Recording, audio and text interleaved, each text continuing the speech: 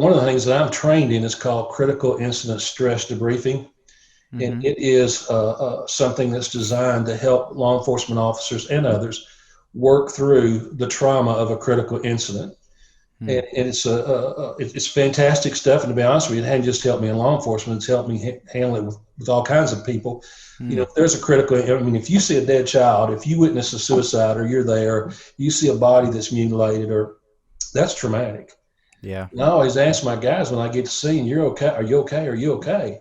They all lie to me and say yes, but that can't not impact you. And if you don't have a place to put that, or an appropriate way to process that, it can end up with some real mental, emotional problem, and down the line PTSD. So big part of my training is in knowing how to work people through trauma and critical incidents. Yeah, tell us a little bit about that. So what kind of techniques do you use to help people process these traumatic experiences? Just traumatic isn't even a fair word, I think, to describe. That's almost overused. I guess it's life changing, but in the worst possible way. Well, just plug in horrific then. How about that? Yeah, that'll do. It's a long, complicated process, but the biggest part of it, to be honest with you, is just talk. One of the things that I will do, usually don't want to do the actual big debriefing till 2 or 3 days after. When you're involved in a critical incident, a lot of things happen. You go into a time warp, vision warp, tunnel vision. There's a lot of things that happen. Your senses are heightened, and it's really not until 2 or 3 days after an incident that a lot of what you experience is going to come back to you. So if I want to debrief somebody 2 or 3 days after an incident, I'll have them walk through it with me from minute one. And even, are there any smells that come to you when you think about this? Was it hot? Was it cold? And have them describe to me in their terms what they saw and what they experienced. And then I help them process that and put that where it can be healthy and not unhealthy. I hope you don't mind the term, but I tell my guys it's called emotional puking. Yeah. Sometimes your stomach's so upset. All out, yeah. Yeah. If your stomach's so upset, you say, "Man, if I could throw up, I'd feel better." Well, we're that way emotionally sometimes too. But if we stuff it and don't get that out and don't express ourselves and talk about it, in law enforcement officers, that'll build up and build up and build up to explodes in their lives in some really ugly ways. And that's when they become less effective at their job, really, at that stage. Yeah, when they're emotionally compromised because the processing hasn't taken part. Or it hasn't happened, Great point. Law enforcement in general is one of the top 3 most stressful professions in the world. For years in sociological studies, it's been ranked in the top 3. Now I'm talking about stress. And usually the other 2 are dentists and lawyers. And I ask my guys when I'm training them, I said, "What's the difference between a dentist, a lawyer, and a police officer?" And they're all like, "Well, I don't know." And I said, "Well, about $200,000 a year, is the difference." That's true. But anyway, that stress and traumatic incidences can build that stress. There's other stressors that we can talk about if you want to. But when that stress builds up, if it's not dealt with, if you don't let air out of that balloon, it explodes in their lives, and it will show in their performance. It will show in their attitude. But a lot of people don't realize the suicide rate among law enforcement officers is twice the national average. I can imagine. Twice as many law enforcement officers commit suicide, almost twice as many. It's changed a little bit because of everything that's gone on last year, but almost twice as many law enforcement officers commit suicide than are killed in the line of duty. It's amazing. Another thing, the alcoholism rate among law enforcement officers is twice the national average. Well, why? Well, it's an escape, although temporary. Yeah. And it's relatively inexpensive, it's legal, and it's socially acceptable. So alcohol becomes a big way that shows itself. Spousal abuse rate among law enforcement officers is higher than the national average. Illness rates are higher in law enforcement officers compared to the national average. And it's all because of the tremendous amount of stress that they have to be under every day. Yeah. Yeah, so part of your job then, you would say, is teaching them healthy techniques and how to manage these stressful... That's exactly what the training part that I teach is understand the stress, because a lot of these people are green. They're coming into it. They're rookies. They have no idea. Here it is. Here are the things that cause it. And then my last hour, I give them a toolbox. I tell them, I give them to them. It's how do you deal with that? How can you deal with this and stay healthy? And one of the things for me is I have to practice what I preach because I see the same things they do.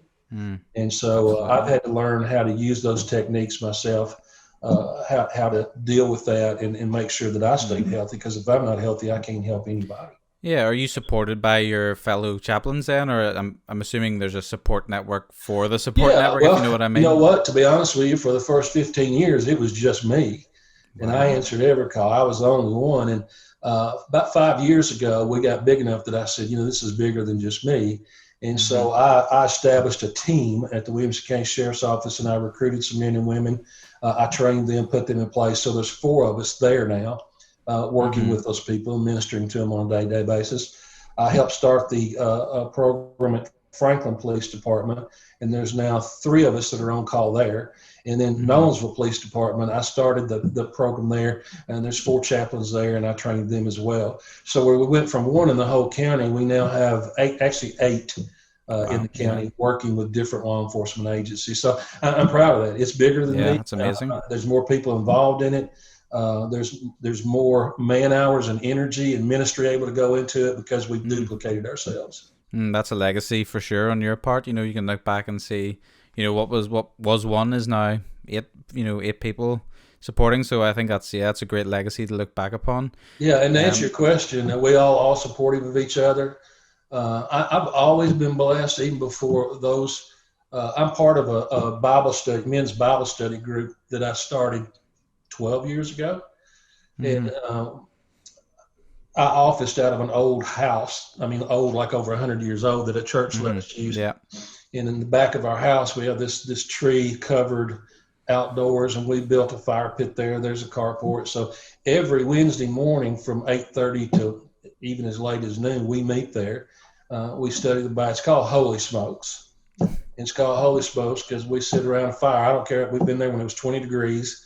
Yeah, it was 100 degrees. We still stay out there, smoke cigars, offering incense to God, and study. And we've walked with each other. And I mean, we walked through divorces. We've walked through economic problems.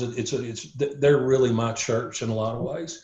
And so I've got a group of men that know me, and I know them. And when this stuff is heavy on me, I can share with them.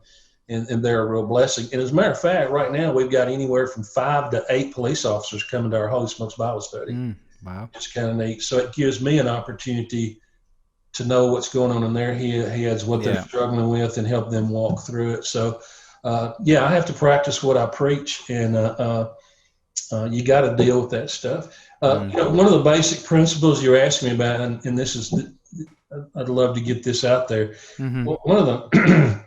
One of the basic principles in critical incident stress debriefing is that, whatever you saw, whatever you've experienced, is an abnormal situation. I've seen multiple people that blew their heads off and splattered it all over a bedroom or a car. That's not something that's normal.